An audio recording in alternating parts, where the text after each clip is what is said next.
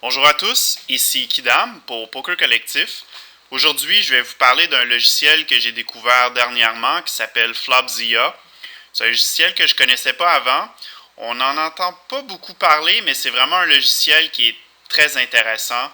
Pour tous les joueurs sérieux qui veulent travailler leur game, je le suggère fortement. Évidemment, il y a plusieurs façons de travailler sa game.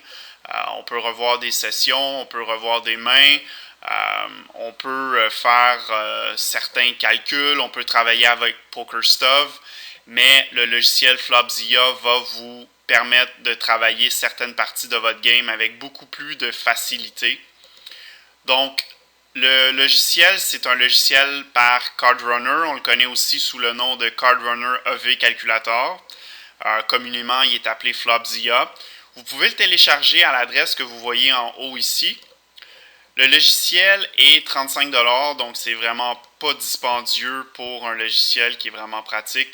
Donc si vous êtes un joueur sérieux, même si vous jouez du NL50 en montant, c'est même pas un buy-in pour un outil qui va vous permettre de faire des meilleurs jeux par la suite. Donc c'est évidemment un investissement EV+. Le logiciel est très facile à utiliser.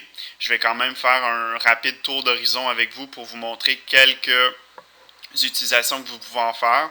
C'est un logiciel qui fait 6 ou 7 MB, donc c'est vraiment tout petit. C'est super léger, ça prend pas de place sur votre ordinateur, ça prend n'importe quelle machine peut le rouler. Donc, le logiciel a l'air de ça ici. Une des utilisations les plus courantes de Flopzilla, c'est que avec une main donnée, on va savoir le nombre du temps que vous allez faire une main en particulier. Donc, si on prend une main aléatoire, disons qu'on prend Dame 9 offsuit. Donc, vous cliquez ici sur le petit dinosaure. Vous le savez que vous allez avoir des overcards 16% du temps, vous allez avoir une gutshot 13% du temps, vous allez avoir top pair 15% du temps, middle pair 11% du temps, puis 66,9% du temps, donc la majorité du temps, vous n'aurez rien du tout. Une autre chose, donc si vous avez, disons, une paire de 2, puis vous voulez savoir le nombre de fois que vous allez frapper votre 7, donc votre brelan au flop, vous cliquez ici, puis vous savez que 10,8% du temps, vous allez frapper votre 2, votre 7 de 2. Donc pour ceux qui veulent, pour ceux qui sont, disons, débutants ou qui n'ont pas trop d'idées des proportions du temps où on va frapper quelque chose. Donc si vous avez, disons, Ace King off, vous voulez savoir combien de fois vous allez frapper top pair. Donc vous allez frapper une paire, vous allez frapper 29% du temps top pair. Vous allez frapper 67,2% du temps SI. Autrement dit, rien du tout. Là où Flopzilla devient vraiment intéressant, c'est lorsque vous travaillez contre des ranges de votre adversaire. Donc, supposons que vous êtes sur une table de 6 max, tout le monde a foldé, le bouton ouvre, son range pour ouvrir sur le bouton, c'est 40%. Donc là, ici, vous pouvez évidemment, si jamais vous voulez faire des petites modifications, vous vous dites que vous pouvez enlever, retirer des mains. Là. Ça fonctionne exactement comme PokerStove. Donc ça, c'est son range pour ouvrir. Et puis, vous avez une paire de 9 sur le small blind.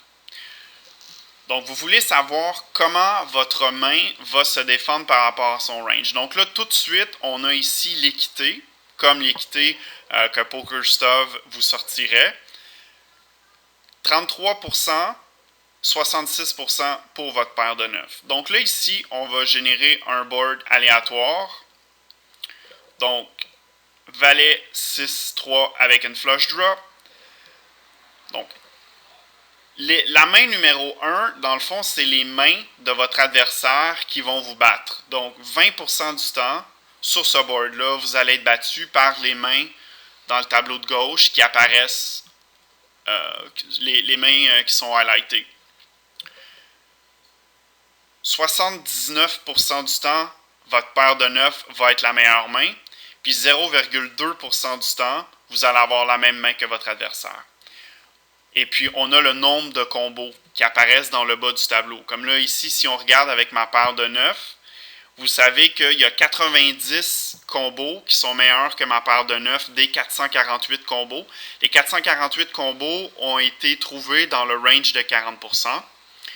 Donc, la meilleure main ici, il y a 357 combos qui sont pires que votre paire de 9 pour 79% du temps.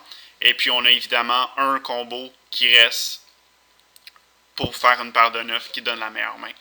Donc, si vous avez un adversaire qui raise 40% du temps son bouton et puis qui s'y bet sur un board comme ça quasiment 100% du temps, vous savez que vous pouvez caller ou raiser et puis que la majorité du temps, il va folder.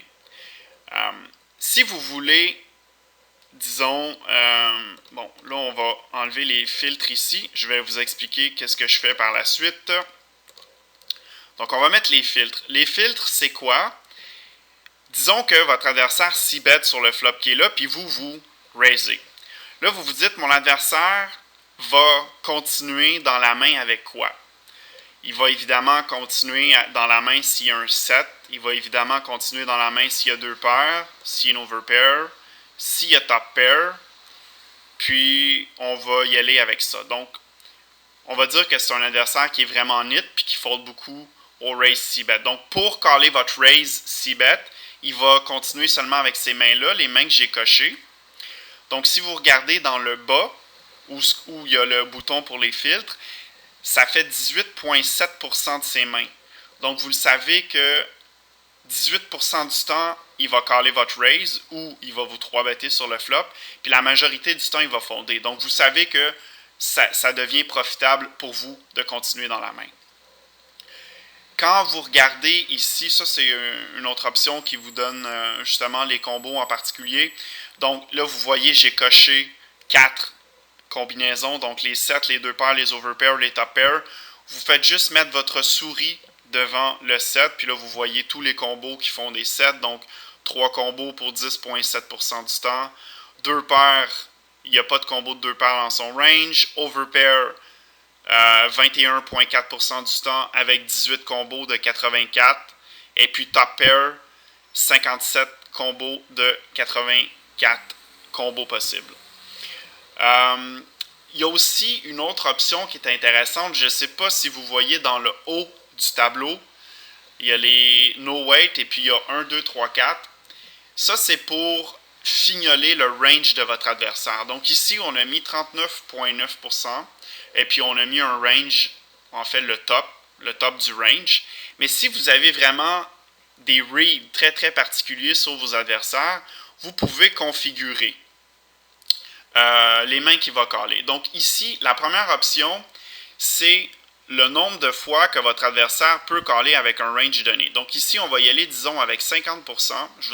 Vous allez tout comprendre par après. Donc, ici, on va mettre 25%. Puis ici, on va mettre 75%. Donc, vous savez que votre adversaire, ici, va ouvrir son bouton avec 6 et 4, mais seulement 50% du temps. 50% du temps avec 6, 4, 50% du temps avec ces mains-là. Vous savez que 25% du temps, il va ouvrir avec des petites pocket pairs jusqu'au 6. Puis vous le savez que 75% du temps, il va ouvrir avec, disons, le plus bas de son range, des mains qui restent, donc 18 suited, 18 offsuit, avec ces mains-là.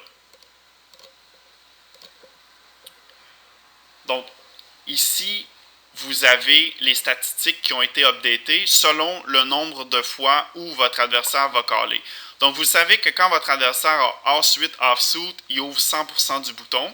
Mais si vous le savez qu'il y a juste un certain pourcentage du temps où il va ouvrir, pour une raison X, disons que le Big Blind est un joueur qui est vraiment calling station puis qui est vraiment agressif, probablement qu'il va être moins tenté d'ouvrir son bouton avec ensuite.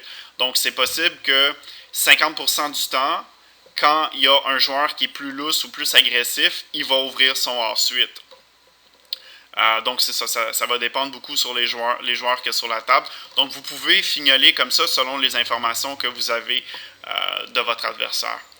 Donc il y a plusieurs autres options, il y a plusieurs autres possibilités pour utiliser Flopzilla. Évidemment, je vous ai juste donné un avant-goût du logiciel. Comme je l'ai dit, si jamais vous avez des fonctions que vous connaissez ou d'autres trucs pour lesquels vous utilisez Flopzilla et puis qui sont vraiment intéressants, vous pourrez les partager à la communauté. Donc, c'était Kidam pour Poker Collectif qui vous dit à la prochaine.